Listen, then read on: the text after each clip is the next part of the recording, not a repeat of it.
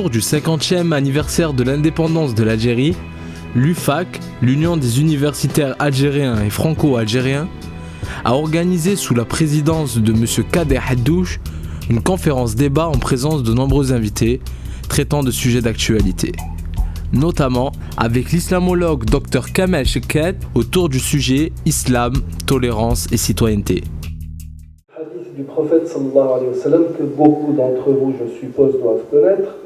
Un hadith où le prophète dit la foi comporte quelques 60 ou quelques 70 branches. La plus élevée est la profession de foi, la moins élevée est le fait d'ôter de la voie publique ce qui peut gêner les passants.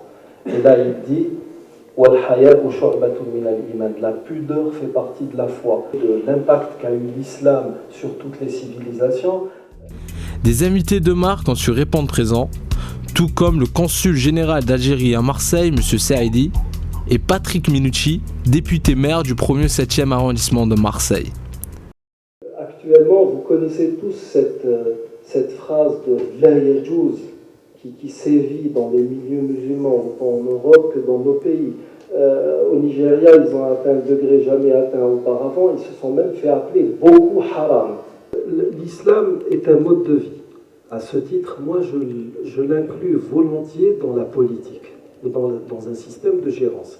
Il faut comprendre que le système de gérance qu'a connu l'islam à travers son histoire a toujours été un système théocentrique et non théocratique.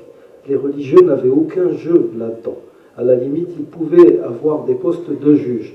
C'est un système politique qui gravitait autour des principes du Coran et de la tradition du prophète. Contrairement à ce qui a été vu autant chez les Sanhédrins, dans la religion juive, ou au sein de l'Église catholique. L'imam ou le théologien ou l'érudit musulman n'est pas investi d'un pouvoir divin. Il n'est donc pas à ce titre ministre de Dieu. Il ne peut pas procéder à l'absolution d'un pécheur, par exemple. Il n'est là que pour diriger les gens. Et maintenant, l'islamisme, à la manière dont le terme est employé dans les médias, aura de l'avenir tant que les gens doués d'intelligence, les gens bien, entre guillemets, ne fassent pas l'effort d'intervenir. Maintenant, la nature n'accepte pas le vide. Si vous vous plaignez de ceux que vous qualifiez intégristes, eh bien, sachez que ces gens-là ne peuvent avoir le dessus que si vous-même reculiez devant eux. C'est ça. Donc, il peut... Je pense que, même je dirais qu'il était temps, peut-être, de penser à ce genre de conférence pour essayer d'éclairer un peu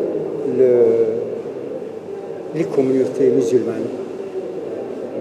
Parce que l'islam, pour nous, c'est une religion de rassemblement, c'est une religion de paix, c'est une religion qui prêche la fraternité entre les humains en général. Or aujourd'hui, un certain nombre peut-être de médias ou de personnes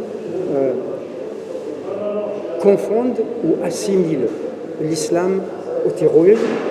Ils assimilent l'islam à tout ce qui est négatif, alors que l'islam prêche tout le contraire.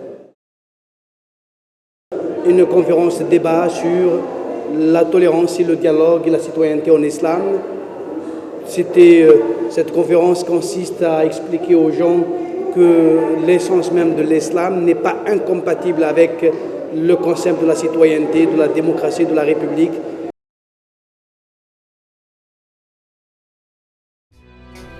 Nous quittons la conférence avec le souhait que d'autres initiatives de ce genre verront le jour, afin d'éclaircir et informer le citoyen autour des sujets concernant la religion musulmane.